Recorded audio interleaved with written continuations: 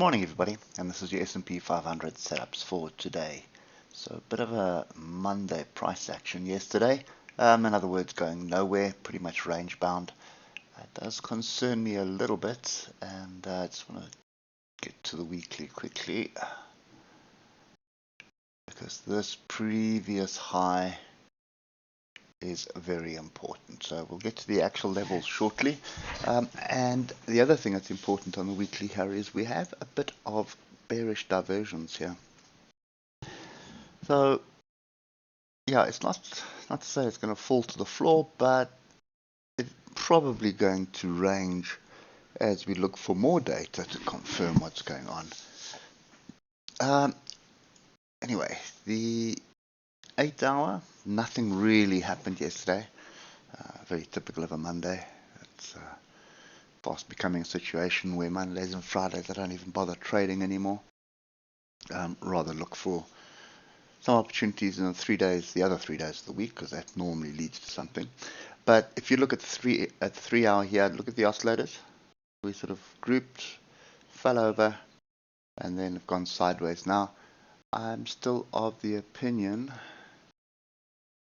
that we have a flag here, and we have a flag break and possible flag test, and that comes back onto some structure that we looked at yesterday, and we'll get to the exact levels on the hour. It's going to be easier to have a look at what's going on. At the moment we're sideways, there's nothing else we can add there, and if you look at the hour, definitely sideways.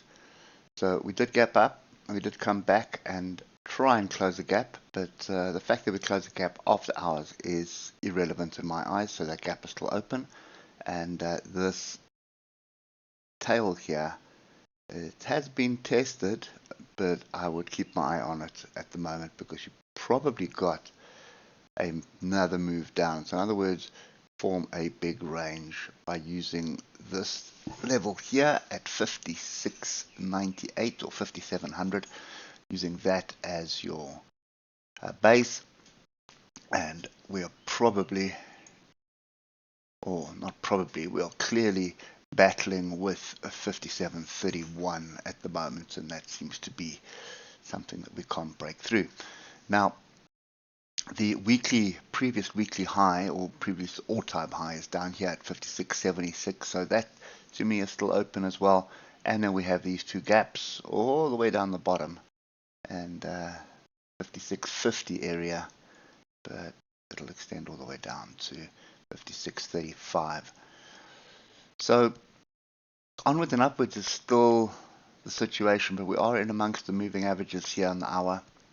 So in other words, they're not pointing up and giving us the opportunities to jump in for a long.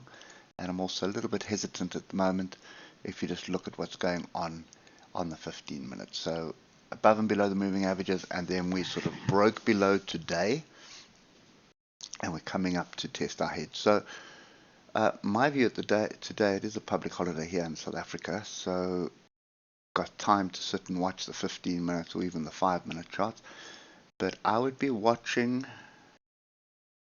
what goes on here.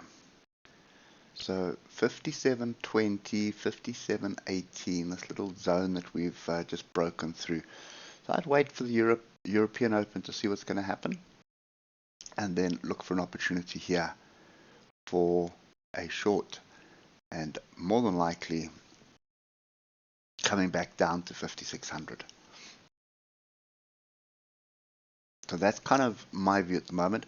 What would change that is basically a move back above the highs of yesterday. So we'd need to break 57.31 clear, come back and form a base on any one of these fractal highs here that you see from yesterday, and then start flipping, and that would be above the moving averages pointing up, and that's what I'd be looking at. But I think at the moment, just looking at the bigger picture here, we struggled. We did form higher lows here through the day, and we continue to form higher lows, but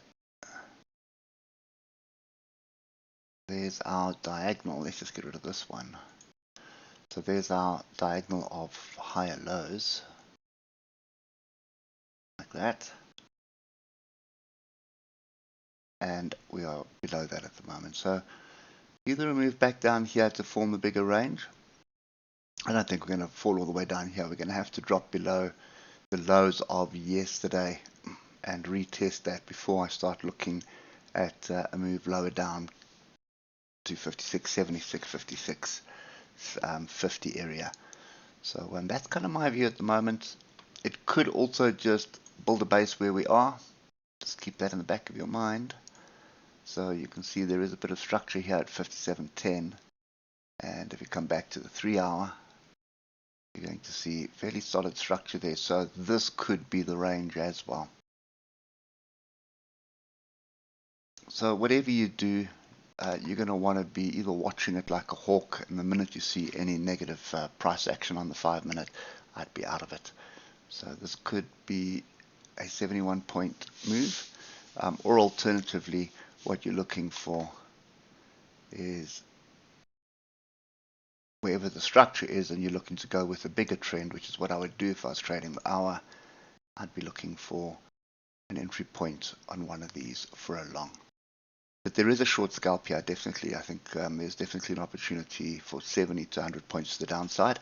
And then you're probably going to find price start building on one of those levels for another move up to come and test the top of the range, which at the moment is 57.31. We just haven't defined the bottom. The bottom could be 57.10, but I suspect we're going to push it down to 5700. That's kind of going to be the bigger range that we're going to get ourselves into. And also the bigger time frames needs they need to come off the oscillators high as it is now. If you look at the 4 hour diversions, 3 hour diversions, 8 hour diversions, and even on the daily we have a grouping of the oscillators here.